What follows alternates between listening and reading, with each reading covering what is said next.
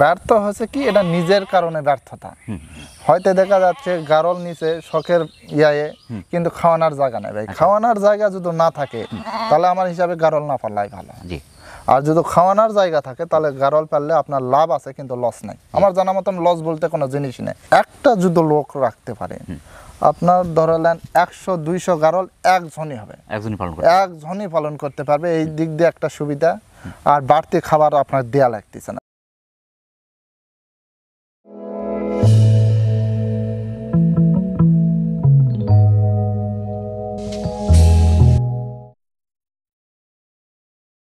আসসালামু আলাইকুম সুপ্রিয় দর্শক। মাটির বাড়ি, মাটির ঘর, মাটির হবে বিছানা। আছি একা, যাব একা, সঙ্গে কেহই যাবে না। দর্শক দেখতে পাচ্ছেন আমার দুই পাশে মাটির ঘর। এগুলো মূলত বাংলার ঐতিহ্য, ক্রমে আজ অনেকটাই বিলুপ্তির পথে। দর্শক এই মুহূর্তে অবস্থান করছি বগুড়া জেলার দুপচাচিয়া উপজেলার জিয়ানগর কালাইকুড়ি গ্রামের শহীদ ভাইয়ের গারলের বাণিজ্যিক খামারে। দর্শক, শহীদ ভাই দীর্ঘদিন ধরে অরিজিনাল সহ ক্রচের গারলগুলো সংগ্রহ করে সেগুলো বাংলাদেশের বিভিন্ন প্রান্তিক উদ্যোক্তাদের হাতেই তুলে দিচ্ছেন। এগুলো কীরকম দরদামে বিক্রয় করছে, কোন জাতের কেমন মানের প্যাকেজ আছে কিনা বিস্তারিত থাকছে আজকের এই পর। আশা করছি পুরো ভিডিও জুড়ে আমাদের সঙ্গে থাকবেন। আজকের প্রতিবেদন পুরো সময় জুড়ে থাকছি আমি মোহাম্মদ ফরহাদ হোসেন, আর ক্যামেরায় থাকছে আরিফুল ইসলাম আরিফ। তো দর্শক চলুন আর দেরি না করে শুরু করা যাক। আসসালামু আলাইকুম। ওয়ালাইকুম আসসালাম। শহীদ ভাই কেমন আছেন? আলহামদুলিল্লাহ ভাই, ভালো আছি। ভালো আছেন আপনি? আলহামদুলিল্লাহ, আল্লাহ পাকের মেহরবানির মধ্যে আছি।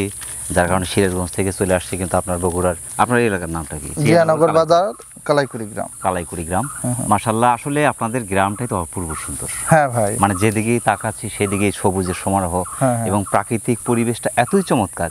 আর আমার সবচেয়ে যেটা ভালো লেগেছে আপনাদের এলাকার বাড়িগুলো, মাটির বাড়ি। আসলে মাটির বাড়ি কিন্তু এখন বর্তমান সময় আমরা কিন্তু আর সচরাচর আমাদের কিন্তু চোখে পড়ে না। আর পড়ে না, এটা আস্তে আস্তে যারা ভেঙে যাবে আর কিন্তু করতে পারবে না ভাই। এত কষ্ট করে কেউই করবে না। আমি মনে করি এটা বাংলার একটা ঐতিহ্য। এই যে মাটি এখনো আছে, বিজনেস গারল, সেল সেন্টার করছেন। তো এই ব্যবসার সাথে সম্পৃক্ত কত বছর? এটা 2013 সাল থেকে ভাই। 2013 সাল থেকে। জি, এখন চলছে আপনার 25। এখন 25, অনেক বছর হয়ে যাচ্ছে। অনেক বছর, আপনার 14-15 বছরই যাচ্ছে প্রায়। এখন আপনার যে গারলগুলো কালেকশনগুলো করছেন, এগুলো মূলত কালেকশন কোথা থেকে? কালেকশন ধরলেন আমি জেলা খামার করে দিচ্ছি, সেলা খামার থেকে কালেকশন আসে। আপনি কিছু কিছু অন্য জায়গার থেকে আসে। জেলাতে খামার করে দিচ্ছি আমি। কয়টা খামার করে দিচ্ছি আমি নিজেই জানি না ভাই। মাশাআল্লাহ। তার ভিতরে যারা 2টা 4টা করে নিচ্ছে, তারকে আপির বাচ্চা দিচ্ছে, তারা আপির দিয়ে যাচ্ছে। দূর দূরান্ত থেকে হয়তো খামার করে দিচ্ছে। আমার বেশিরভাগ কিন্তু সিলেটে খামার বেশি আছে। গারল নিয়ে পালনে ব্যর্থ হয়েছে এমন খামারই কিন্তু খুবই কম পাওয়া যায়। ব্যর্থ হচ্ছে কি, এটা নিজের কারণে ব্যর্থতা। হয়তো দেখা যাচ্ছে গারল নিচে শখের ইয়ায়ে, কিন্তু খাওয়ানোর জায়গা নেই ভাই। খাওয়ানোর জায়গা যদি না থাকে তাহলে আমার হিসাবে গারল না পারলাই ভালো। আর যদি খাওয়ানোর জায়গা থাকে তাহলে গারল পারলে আপনার লাভ আছে, কিন্তু লস নাই। আমার জানা মতন লস বলতে কোনো জিনিস নেই। এই একমাত্র লস বলতে কি, যদি মারা যায় তাহলে লস, আর বেঁচে থাকলে কোনো লস নেই। গারল পালনের সুবিধাগুলো মূলত কি? সুবিধা বলতে কি, একটা যদি লোক রাখতে পারে, আপনার ধরলেন 100-200 গারল একজনই হবে, একজনই পালন করতে পারবে। এই দিক দিয়ে একটা সুবিধা। আর বাড়তি খাবার আপনার দেয়া লাগতেছে না। সারাদিন চরণভূমি করে আপনি নিয়ে যা, হয়তো বাড়িতে আপনি ইচ্ছা হলো হয়তো 2-4টা হলো পাঁটা ওটা হয়তো ভুসি টুসি খাবার দিলেন, এই পর্যন্ত দিতে পারবে না। ছাড়া এদের কোনো বাড়তি কোনো খাবার দেওয়ার দরকার নাই। এরা সারাদিন চড়ে খায়, এরকে পেট ভরে যাবে। চারণভূমি যদি থাকে সেই ক্ষেত্রে পালনের সবচেয়ে সুবিধা। যদি চারণভূমি না থাকে সেই ক্ষেত্রে একটু সমস্যায় পড়তে হয়। যদি আবদ্ধ পালন করাটা অনেকটা কঠিন।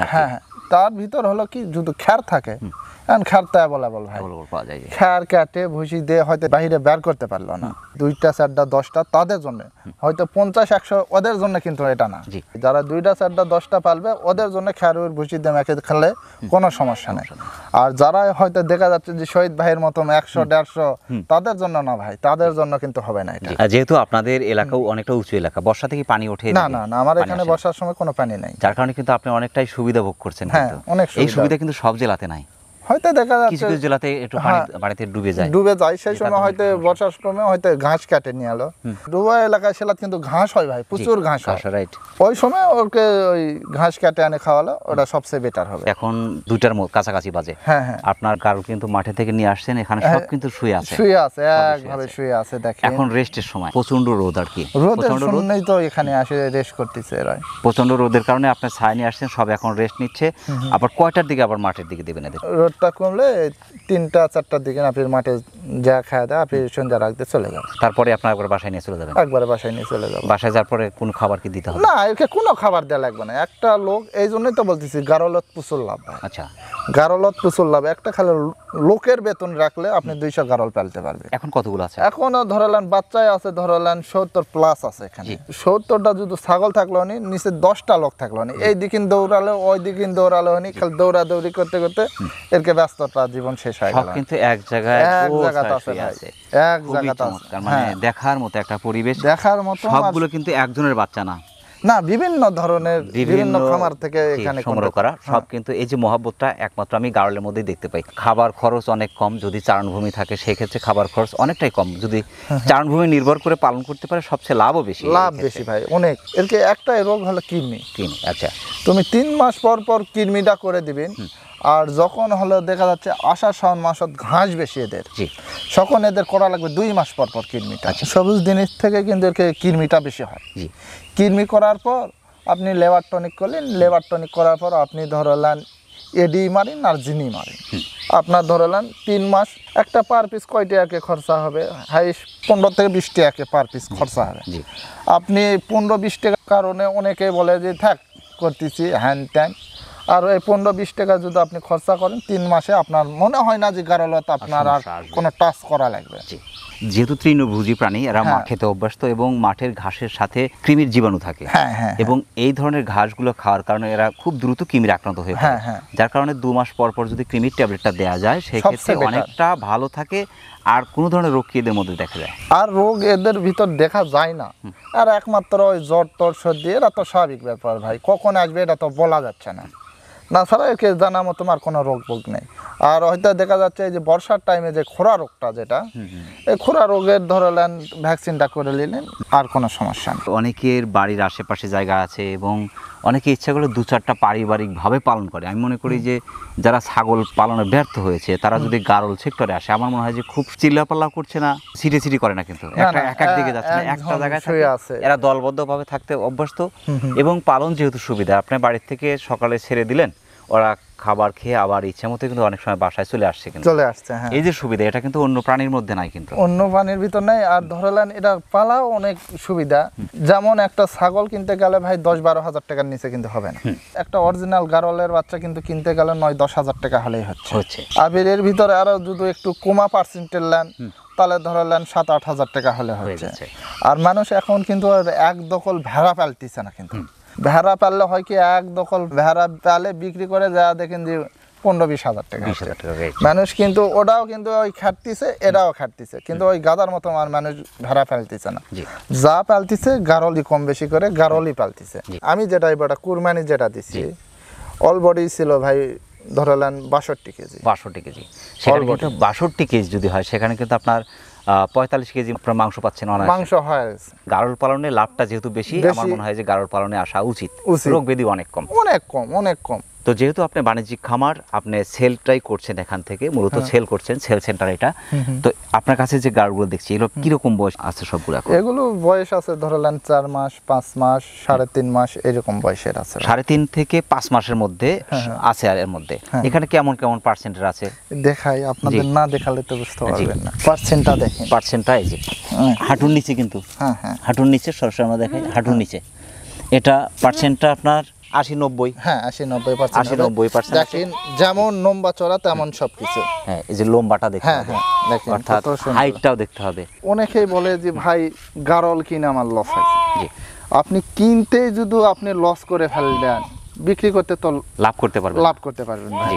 আপনি গারল চিনেন না, মিশামিশি এক জায়গায় যা ভেড়ার ক্রসর থেকে গারল কিনে এনে করছেন ভাই, লাভ হচ্ছে না।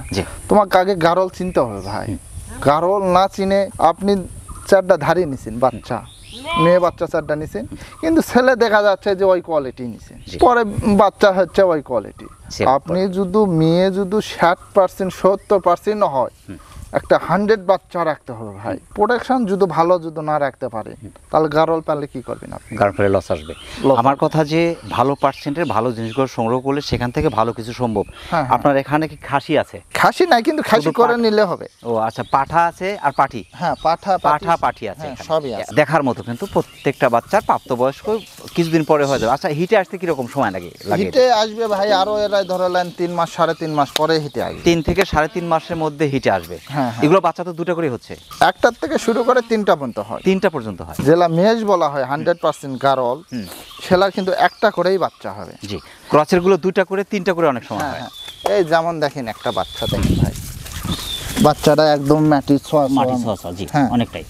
তাহলে 90 প্লাস হ্যাঁ পার্সেন্ট। তাহলে এই লম্বা হ্যাঁ, দেখতে হবে। দেখেন লম্বাগুলা দেখেন, না দেখলে একটা ব্যাপারে যে হ্যাঁ হ্যাঁ কালো একটা ছোপ আছে কিন্তু হ্যাঁ হ্যাঁ গারলের যেটা থাকে, গারলের যেটা Pure অরিজিনাল video মেষ যেটা থাকে, গারল যেটা বলে ওটাতে থাকে। হ্যাঁ, হ্যাঁ। যে পায়ের নিচে একটু কালো ইয়াটা আছে, সাদা, খুবই চমৎকার। এলা গারল পাললে এই রকমের গারল পালতে হবে ভাই। হ্যাঁ। অনেকে বলে ভাই কম রেটের গারল পারবো, কম রেটের গারল পাললে হবে, তোমার 2টা 3টা করে বাচ্চা দিবে, ওই 2-3টা বাচ্চা বিক্রি করে যা হবে গারলের একটা বাচ্চা পালেই তাই হবে। তাই হবে। তাই হবে। যে পাঠা পাঠি মিশিয়ে যদি দুটো, একটা পাঠা একটা পাঠি যদি কেউ নিতে চায় 4.5 মাস বয়সী, আমরা দেখলাম 4.5 মাস বয়সী এক জোড়া বাচ্চার দাম কেমন আসবে? এখানে আপনার হয়তো দেখালাম 4 মাস 4.5 মাসে, ওনাকে আমাকে বলতে হবে ভাই আমি যে অরিজিনালটা নিব জি, না পার্সেন্ট কেমন পার্সেন্ট পার্সেন্টে নিবে সেটা এটা অবশ্যই। বলতে হবে।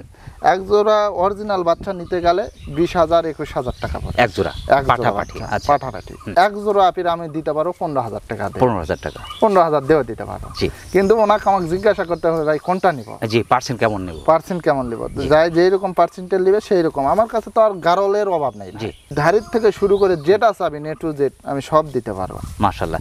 সেই ক্ষেত্রে যদি 5টার প্যাকেজ কেউ নিতে চায়, একটু মানে হয়তো- সর্বোচ্চ পার্সেন্ট 90 প্লাস, হ্যাঁ, এগুলোর দাম কেমন? 5টার প্যাকেজের দাম কেমন আছে? 5টা যদি নিতে চাই আমি তাদের জন্য 8,500 টাকা পিস ধরবো। 8,500 টাকা পিস। 10টার একটা ফার্ম, পুরো একটা ফার্ম শুরু করতে যাচ্ছে। আচ্ছা 10টা যদি নিতে চাই ওই ভাইকের জন্য 8,000 করে দিলাম। 8,000 টাকা করে দিয়ে 10টা, 10টা 90 প্লাস। হ্যাঁ 90 প্লাস দিয়ে 90 প্লাস, হ্যাঁ এটা 8,000 টাকা পিস পড়বে। হ্যাঁ এই এই যেগুলো, কোয়ালিটি বাচ্চা হ্যাঁ। দেবো দেখেন। এই আর- কোয়ালিটি। হ্যাঁ দেখেন এবং কোয়ালিটি কিন্তু খুবই চমৎকার। এই যে হ্যাঁ গারলের যে বৈশিষ্ট্য সেটা কিন্তু পরিপূর্ণই আছে কিন্তু।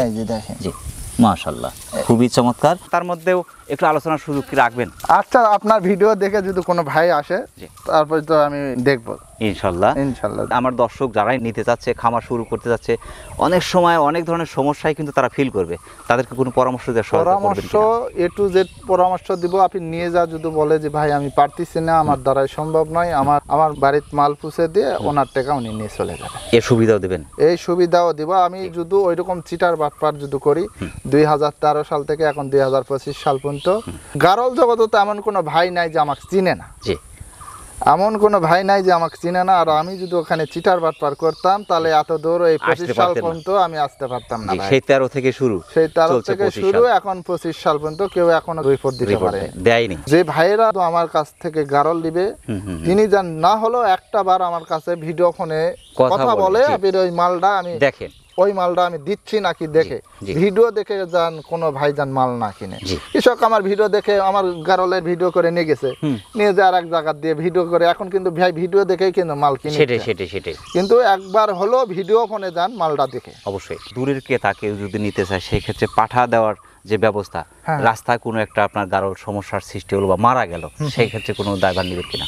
ভাই এখানে হলো কথা হলো কি, যারা অরিজিনাল ব্যবসায়িক, খামারি কথা দূরেই থাক, যারা অরিজিনাল ব্যবসায়ী, ব্যবসায়ী তারাই কিন্তু কখনো মার্কেট কিন্তু নষ্ট করবে অবশ্যই না। কিন্তু যদি ইন কেস কোনো মারা যদি যায় হয়তো অর্ধি করতে পারবো। জি।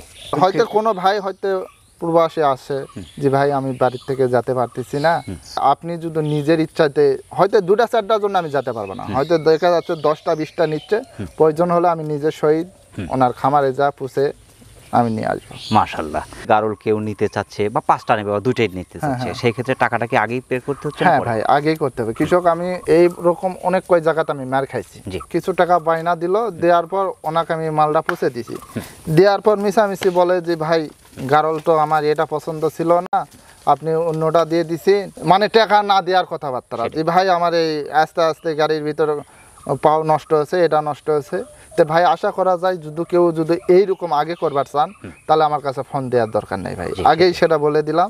যদি কোনো ভাই যদি মনে ভালো লাগে যে শহীদ ভাইয়ের কাছ থেকে গারল কিনবো, তো সেই ভাইয়েরাই খালি আসে। জি, আপনার হাতে ঘোরা অসংখ্য প্রতিষ্ঠান আছে বাংলাদেশে, আমার জানা মতে আমি অনেকগুলো খোঁজ নিয়েছি যে শহীদ ভাইয়ের কাছ থেকে নিয়ে আমরা শুরু করেছি, এখন তাদের কাছে অনেকগুলো আছে এবং আপনিও প্রমাণ দিলেন যে আমি তাদের কাছ থেকে সংগ্রহ করছি এবং এই গাড়গুলোই বিক্রি করছি। যত খামার করে দিচ্ছে আমার নিজেরও মনে নেই, জি। আর মনে হয় না যে বগুড়া জেলার ভিতর এইরকম এত বাচ্চা দেখাবে সেই বগুড়া জেলার ভিতরে এখনো এরকম লোক আমরা পাইনি। শহীদ ভাই অনেক ব্যস্ততার মধ্যে কষ্ট করে আমাদের চ্যানেলে সময় দেওয়ার জন্য আমাদের চ্যানেলের পক্ষ থেকে আপনাকে অসংখ্য অসংখ্য ধন্যবাদ। সেই সাথে আপনার এই গারলের বাণিজ্যিক খামারের উত্তরোত্তর সফলতা কামনা করছি। ইনশাআল্লাহ ভালো থাকবেন। আসসালামু আলাইকুম। ওয়ালাইকুম আসসালাম ভাই, ভালো থাকে। প্রিয় দর্শক, আবারও সকলের সুস্বাস্থ্য এবং দীর্ঘ কামনা করে আজকের মতো আমাদের শহীদ ভাই গারলের বাণিজ্যিক খামার থেকে বিদায় নিচ্ছি। সকলে ভালো থাকবেন, সুস্থ থাকবেন। আল্লাহ হাফিজ।